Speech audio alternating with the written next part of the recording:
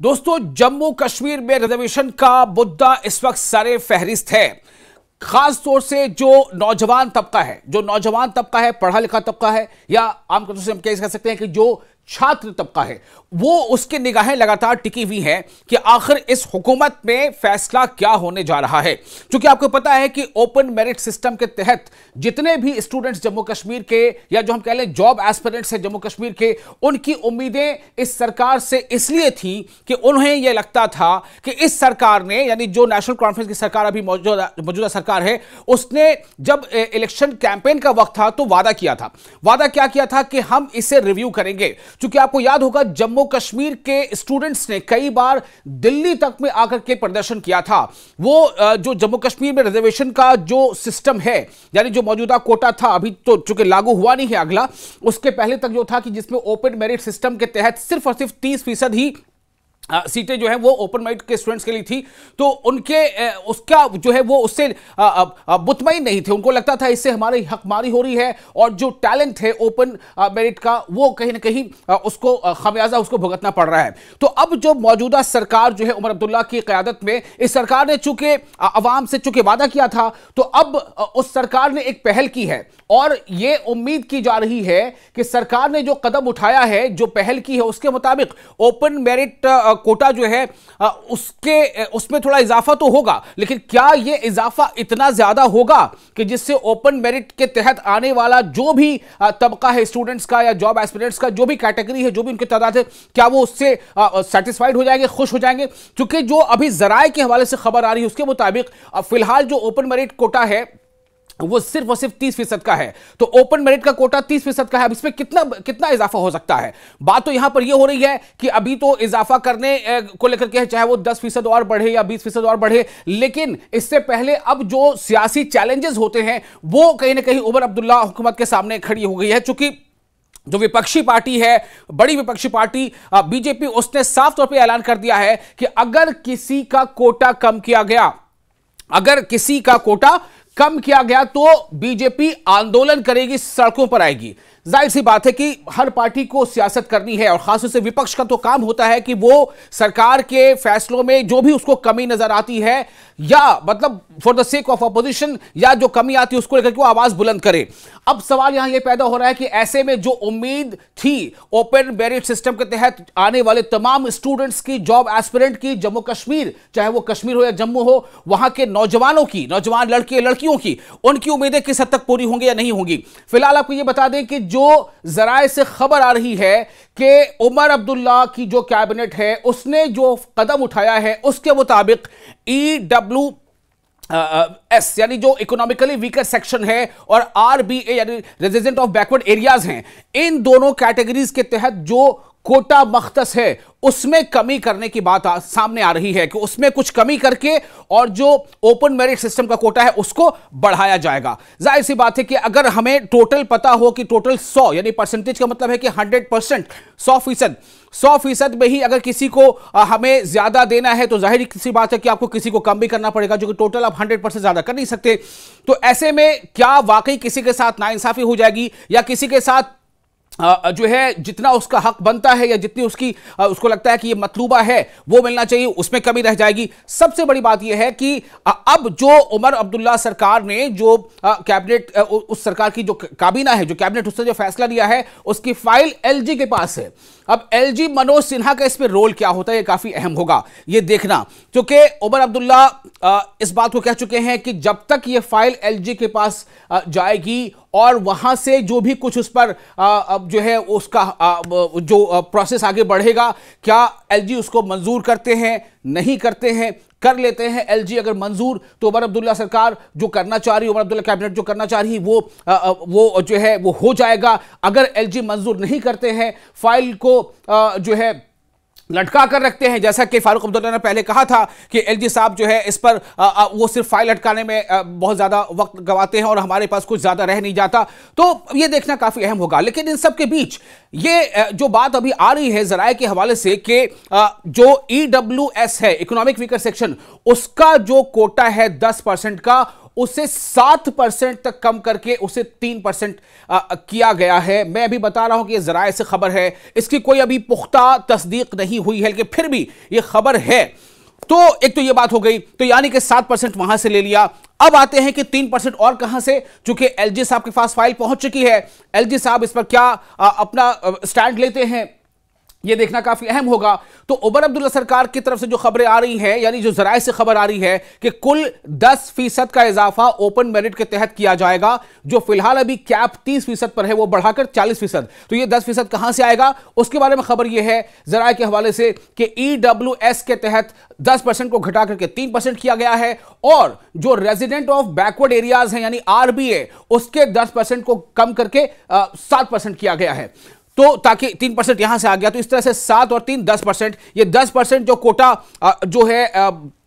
70% से कम हुआ, तो उसको अब वो कम होकर के 70 से कम होकर के हो गया 60%, और इधर ओपन मेरिट जो है 30 से बढ़कर हो जाएगा 40%। तो इसी की बात अभी सामने फिलहाल आ रही है, चूंकि जो जैली कमेटी एक बनाई गई थी, सब कमेटी बनाई गई थी इसके ताल्लुक से कि इस बारे में वो जैली कमेटी जो है वो गौर व ख्वास करे, बातचीत करे, उस पर जो है बहुत विचार विमर्श के बाद उसने अपना एक प्रपोजल दिया था, और माना यही जा रहा है कि इसी प्रपोजल को उमर काबीना ने मंजूर कर लिया है। अब तो ये बात हो गई, मैं आपको कह रहा हूं कि जराए के हवाले से खबर है। अब सवाल ये पैदा होता है, दो चीजें यहां पर हैं कि अगर 40% मान लीजिए कि एलजी के पास फाइल जो है वहां मंजूर हो गई, और एज इट इज जो उमर काबीना ने फैसला लिया है वही जो है वो फैसला जो है एक तरह से वो एक तरह कानून बन गया मान लीजिए, तो क्या इससे उस तबके की, उस कैटेगरी की जो नौजवान कैटेगरी है, जो नौजवानों का तबका है, ओपन मेरिट सिस्टम के तहत जो आता है, जनरल कैटेगरी के तहत आता है, क्या वो खुश हो जाएगा? क्या वो सिर्फ 30% से 40% यानी 10% बढ़ने से उसकी जो एस्पिरेशन है वो पूरी हो जाएंगी? ये काफी अहम है समझना। इसलिए मैं कह रहा हूं कि जो फीडबैक्स मिल रहे थे, कई यूथ्स जिन्होंने प्रोटेस्ट किया था, जो मैंने आपको बताया कि दिल्ली में आकर के उन्होंने प्रोटेस्ट किया था कई बार, तो उस प्रोटेस्ट और फिर इसी मुद्दे को लेकर के जो है जब वजीर आला के रिहाइश के बाहर प्रोटेस्ट कर रहे थे जब स्टूडेंट्स, तो उसकी क़यादत भी नेशनल कॉन्फ्रेंस के ही मेंबर पार्लियामेंट आगा सैयद रूहुल्लाह मेहदी कर रहे थे। तभी से यह बात हो रही थी कि कहीं ना कहीं इस मुद्दे पर नेशनल कॉन्फ्रेंस की का जो स्टैंड है वो पार्टी के अंदर ही एक तरह से बिखराव के हालात पैदा कर रहा है। तो सवाल यहां पर यह है कि क्या अगर मान लें थोड़ी देर के लिए कि यही फैसला है जो हम बता रहे हैं आपको कि जराए के हवाले से है, और इसी फैसले को मान लीजिए अगर एलजी जो है अप्रूव कर देते हैं, फाइल में जो बातें हैं वो मंजूर हो जाती हैं, तो क्या जम्मू कश्मीर के अवाम का, जम्मू कश्मीर का जो वो ओपन मेरिट कोटे के तहत जो कैटेगरी आती है नौजवानों की, वो इससे मुतमईन हो जाएगी? चूंकि देखिए ये बात कई बार काबिल जिक्र है और आती रही है कि जम्मू कश्मीर में प्राइवेट सेक्टर जॉब की का एक तरह से कह सकते हैं कि फुकदान है, उतना ज्यादा वहां पर स्कोप नहीं है, ना तो प्राइवेट कंपनियां हैं, ना आईटी की कंपनियां हैं, ना वहां पर फैक्ट्रीज हैं। तो ऐसे में जो पढ़ा लिखा तबका है, अगर वो चाहता है कि हम जम्मू कश्मीर में ही जो है वो नौकरी हासिल करें, तो उसके लिए वाहिद एक जो स्कोप है, जो विंडो है, वो सरकारी नौकरी का रह जाता है। तो ऐसे में सरकारी नौकरी हासिल करना, अगर ये कोटा बढ़ करके 30 से महज 40% होता है, एलजी का उसको अप्रूवल भी मिल जाता है, तो क्या ये काफी होगा? लेकिन जो खबरें हैं, जो स्टूडेंट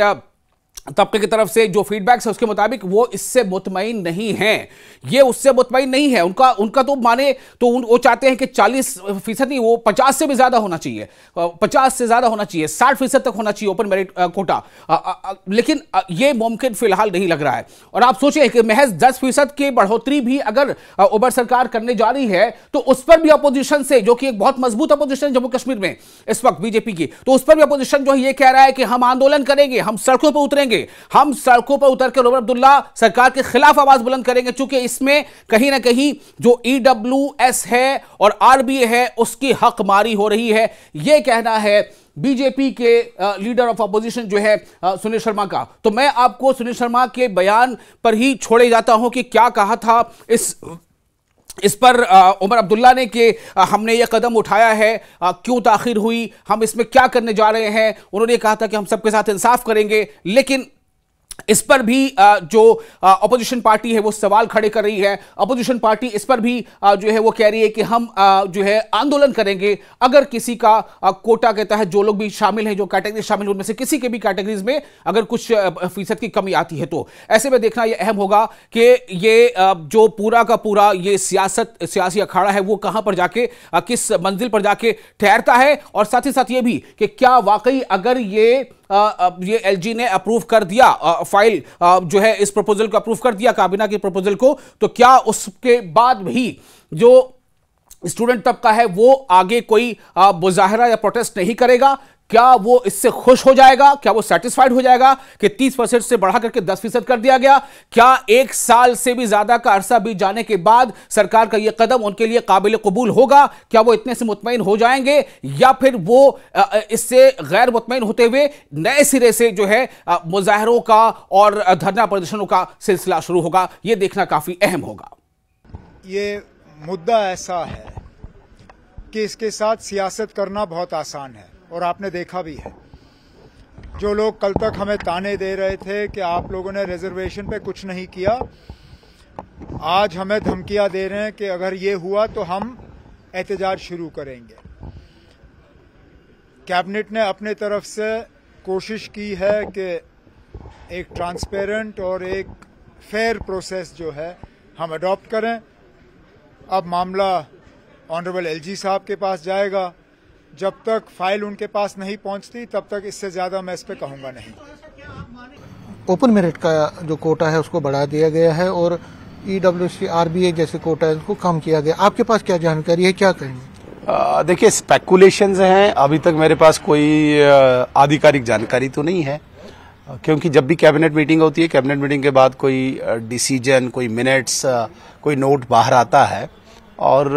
आप लोगों के माध्यम से ही हमें पता चलता है। लेकिन इस वक्त तक कैबिनेट की मीटिंग के बाद जो प्रपोजल या जो अप्रूवल जिस भी चीज का हुआ है वो अभी तक पब्लिक डोमेन में या मीडिया इसके डोमेन में नहीं आया है, इसलिए हमें कोई बहुत ज्यादा जानकारी नहीं है। लेकिन जितना हमें भी पता चला है कि रिजर्वेशन पे जिस प्रकार से सरकार गरीबों का गला घोंटना चाहती है और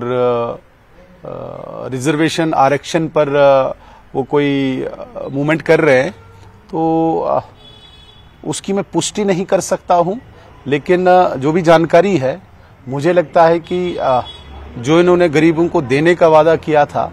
कि हम बिजली देंगे, हम सिलेंडर मुफ्त देंगे, हम राशन मुफ्त देंगे, उसके बदले जो उनको ऑलरेडी था वो भी छीनने की कोशिश है। अगर ऐसा हुआ तो आम जनमानस के साथ साथ भाजपा भी इसका विरोध करेगी, लेकिन हम इंतजार करेंगे जब तक न आधिकारिक रूप से कैबिनेट का डिसीजन बाहर आए। मतलब जो आपने सुना है उसके मुताबिक क्या इकोनॉमिक वीकर सेक्शन और आरबीए में कटौती है? देखिए, मैं फिर कहूंगा, आधिकारिक तौर पे तो मैंने नहीं सुना, लेकिन जो ईडब्ल्यूएस या रेजिडेंट ऑफ बैकवर्ड एरियाज की रिजर्वेशन की कटौती हो रही है, इतना सुनने में आया, लेकिन अभी तक कोई जानकारी नहीं है। मैं प्रतिक्रिया उस वक्त दूंगा जब कैबिनेट की डिसीजन की जानकारी बाहर आएगी।